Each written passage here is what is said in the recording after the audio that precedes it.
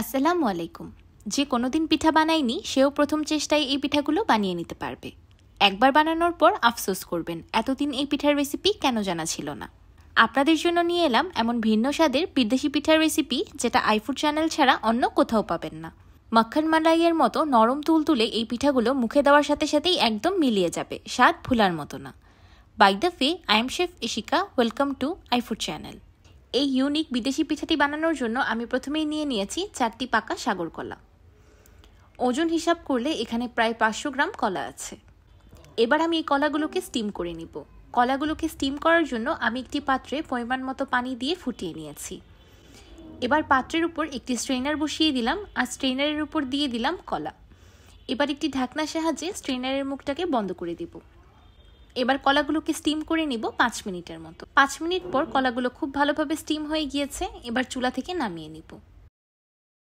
এবার আমি কলাগুলোর স্কিনটাকে পিল করে নিচ্ছি। এবার এই সিদ্ধ করা কলাগুলোকে একটি ম্যাশারের সাহায্যে খুব ভালোভাবে ম্যাশ করে নিব।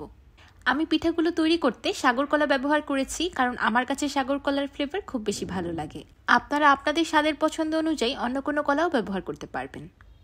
আবার ইচ্ছে করলে এখানে কলার পরিবর্তে গাজর বা মিষ্টি কুমড়াও ব্যবহার করতে পারবেন। কলাগুলো খুব ভালোভাবে ম্যাশ করা হয়ে গিয়েছে। এবার কলাই দিয়ে দিলাম 200 গ্রাম চালের গুঁড়া, 1 টেবিল চামচ চিনি আর হাফ চা চামচ লবণ। এবার হাতের সাহায্যে সবকিছু একসাথে খুব ভালোভাবে মাখিয়ে নিব। আমি এখানে ঘরে তৈরি ভিজা আতপ চালের গুঁড়াটা ব্যবহার করেছি। আপনারা ইচ্ছে করলে শুকনোটাও ব্যবহার করতে পারবেন, কোনো অসুবিধা নেই।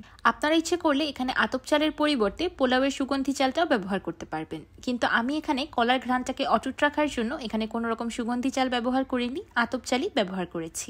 ডোটা মাখিয়ে নেওয়ার পর আমার কাছে কনসিস্টেন্সিটা একটু নরম মনে হয়েছে, তাই আমি আরও 200 গ্রাম চালের গুঁড়া অ্যাড করে দিয়েছি। যেহেতু আমি এখানে ভিজা চালের গুঁড়া ব্যবহার করেছি, তাই আমার চালের গুঁড়ার পরিমাণটা একটু বেশি লেগেছে। আপনারা যদি শুকনাটা ব্যবহার করেন তাহলে আপনাদের ক্ষেত্রে আরও কম লাগতে পারে। তাই কনসিস্টেন্সিটা দেখে বুঝে তারপর অল্প অল্প করে চালের গুঁড়া অ্যাড করে পিঠার ডোটাকে তৈরি করবেন। সব কিছু একসাথে খুব ভালোভাবে মিশে যাওয়ার পর এমন একটা সেমি সফট পিঠার ডো তৈরি হয়ে যাবে, না খুব বেশি শক্ত না খুব বেশি পাতলা। দেখতেই পাচ্ছেন কলা দিয়ে পিঠার ডোটাকে তৈরি করার ফলে কত সুন্দর একটা লাইট ইয়েলো কালার এসেছে। আমার পিঠার ডোটা পারফেক্টলি রেডি। এবার এটাকে রেস্টে রেখে দিব 10 মিনিটের মতো। এই সময়ে আমি পিঠার জন্য একটা জাদুর পুর তৈরি করে নেব। জাদুর পুর তৈরি করার জন্য একটি প্যানে দিয়ে দিলাম 200 গ্রাম নারিকেল কোরানো আর 100 গ্রাম গুড়। এবার চুলার মিডিয়াম হিটে গুড় আর নারিকেলটাকে একসাথে রান্না করে নেব। আমি সবসময় এটাকে জাদুর পুরই বলি, কারণ আমার কাছে পার্সোনালি এই পুরটা খেতে খুব বেশি ভালো লাগে। আমি এখানে তাজা নারিকেল কোরানোটা ব্যবহার করেছি। আপনারা ইচ্ছে করলে প্যাকেটের কিনা শুকনো নারিকেল কোরানোটাও ব্যবহার করতে পারবেন, কিন্তু আমি আপনাদেরকে রেকমেন্ড করব তাজাটাই ব্যবহার করার। এতে করে পিঠার স্বাদটা 10 গুণ বেড়ে যাবে। মিশ্রণটাকে রান্না করতে করতে যখন গুড়ের পানিটা সম্পূর্ণ শুকিয়ে গিয়ে এমন একটা ঝরঝরে মিশ্রণ তৈরি হয়ে যাবে, তখন এটাকে চুলা থেকে নামিয়ে নিব। এইদিকে পিঠার ডোটাও খুব ভালোভাবে রেস্ট হয়ে গিয়েছে। আমি পিঠার ডো থেকে ছোট ছোট করে লেচি কেটে নিয়েছি আর ডোটাকে উপর থেকে একটি ভিজা কাপড় দিয়ে ঢেকে রেখেছি, যাতে পিঠার ডোটা ড্রাই না হয়ে যায়। এবার একটি লেচি 2 হাতের তালুর মাঝখানে নিয়ে একটি লাড্ডুর মতো শেপ দিয়ে নিব। তারপর আঙুলের সাহায্যে মাঝখানে এমন গর্ত করে একটি পকেট ক্রিয়েট করে নিব। মাঝখানের পকেটে দিয়ে দিব আগে থেকে তৈরি করে রাখা গুড় আর নারিকেলের পুর। এবার আবারও হাতের তালুর সাহায্যে একটা রসমালাইয়ের মতো শেপ দিয়ে নিন। এই শেপটা দেওয়া খুবই ইজি, আপনারা একবার চেষ্টা করলেই পারবেন। আপনারা দেখতেই পাচ্ছেন আমি কিভাবে তৈরি করছি। প্রথমেই পিঠাটাকে হাতের তালুর মাঝখানে ডলে একটু সফট করে নিয়েছি আর সেই সাথে গোলো করে নিয়েছি। তারপর আঙুলের সাহায্যে একটা পকেট ক্রিয়েট করে সেখানে ফিলিং দিয়ে দিয়েছি। মুখটাকে খুব ভালোভাবে সিল করে নিয়েছি। তারপর রসমালাইয়ের মতো একটা শেপ দিয়ে নিয়েছি। দেখতেই পাচ্ছেন পিঠাগুলো কতটা বেশি স্মুথ হয়েছে, পিঠার গায়ে একদমই ক্র্যাক দেখা যাচ্ছে না। আপনারা যদি আমার recipe and tips and tricks হুবহু ফলো করে পিঠার ডো তৈরি করেন, তাহলে একদমই ক্র্যাকস হবে না, এমন স্মুথ পিঠা তৈরি করতে পারবেন। আরেকটি বিষয় হলো, গুড় আর নারিকেলের মিশ্রণটাকে অবশ্যই রান্না করতে করতে একদম ঝরঝরে করে ফেলতে হবে।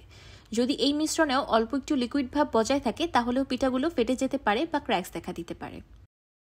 আমার সবগুলো পিঠা বানানো হয়ে গিয়েছে। এবার পিঠাগুলোকে রান্না করার পালা। সেই জন্য একটি প্যানে দিয়ে দিলাম 4 কাপ বা 1 লিটার পানি। এবার পানিতে দিয়ে দিলাম 300 গ্রাম গুড়। এবার গুড়টাকে পানির সাথে খুব ভালোভাবে মেল্ট করে নেব।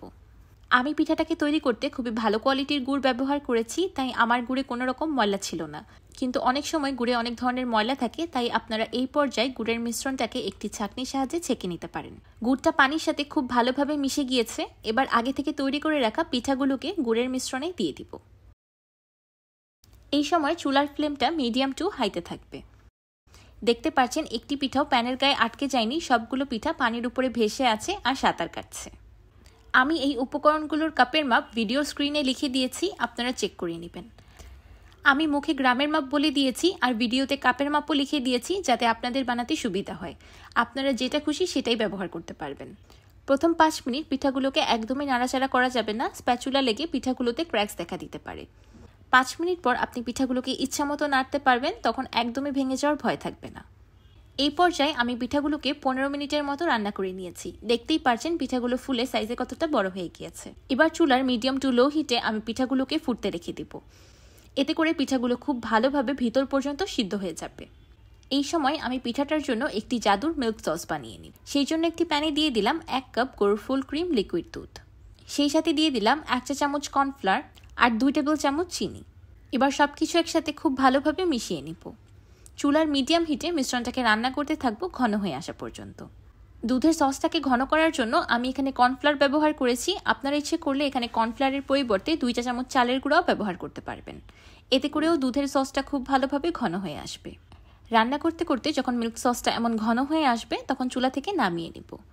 অতিরিক্ত ঘন করে চুলা থেকে নামাবেন না, কারণ সসটা ঠান্ডা হয়ে যাওয়ার পর আরেকটু ঘন হয়ে যাবে। এইদিকে পিঠাগুলো আরও 5 মিনিটের মতো রান্না হয়ে খুব ভালোভাবে সিদ্ধ হয়ে গিয়েছে।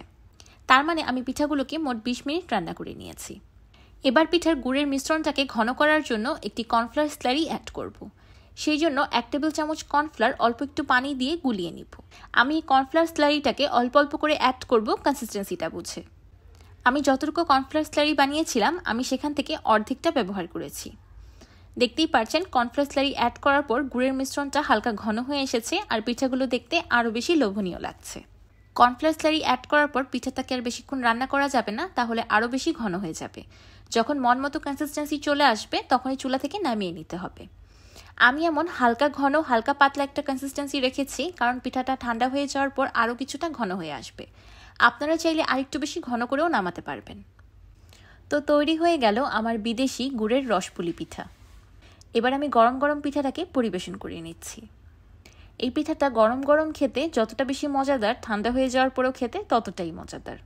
সবসময় আমি আপনাদেরকে খাবার শেষে খেয়ে দেখাই, কিন্তু আজকে আমার একদমই তরসই ছিল না, তাই আমি প্রথমেই 1 বাইট খেয়ে নিয়েছি। দেখতেই পারছেন পিঠাটা ভিতর থেকে কতটা বেশি সুন্দর হয়েছে। এত সফট, ক্রিমি আর নরম তুলতুলে যে মুখে দিতেই একদম মিলিয়ে যাচ্ছে। এমন একটা পিঠা বানিয়ে যদি কারো সামনে রাখেন, যে কেউ আপনার প্রশংসা করতে বাধ্য। আর আমি আপনাদেরকে প্রথমেই বলে দিই, এই পিঠাটা একবার বানালে কিন্তু বিপদে পড়বেন, কারণ বারবার বানিয়ে খাওয়ানোর আবদার আসবে। এবার উপর থেকে দিয়ে দিচ্ছি আগে থেকে তৈরি করে রাখা মিল্ক সস। এই মিল্ক সসটার সাথে পিঠাটা খেতে যে কতটা বেশি মজাদার, সেটা বলে বোঝানোর মতো না। নরম তুলতুলে পিঠার সাথে গুড়ের রস আর সেই সাথে দুধের ক্রিমিনেস, জাস্ট ওয়াও। মুখে দিতেই আপনি একদম অন্য জগতে হারিয়ে যাবেন। দেখতেই পারছেন পিঠাটা কতটা সফট হয়েছে। রান্না করার সময়ও একটি পিঠা ফেটে যায়নি, ভেঙে যায়নি বা গলে যায়নি। ভিনদেশি মানুষরাও যে এত মজাদার পিঠা বানিয়ে খায়, সেটা এই পিঠাটা একবার না খেলে কখনোই বিশ্বাস করবেন না। এই বিদেশি গুড়ের রসপুলি পিঠাটা খেতে এতটাই বেশি মজাদার যে এটা খাওয়ার জন্য শীতের অপেক্ষা করার কোনো প্রয়োজন নেই। যে কোনো সময় এই পিঠাটা বানিয়ে খাওয়া যায়। আমার আজকের এই বিদেশি পিঠার রেসিপিটি আপনাদের কাছে কেমন লাগলো আমাকে অবশ্যই কমেন্ট করে জানাবেন। ভিডিওটি ভালো লাগলে একটি লাইক দিবেন আর আমার চ্যানেল সাবস্ক্রাইব করে আমার চ্যানেলের পাশেই থাকবেন। আল্লাহ হাফেজ।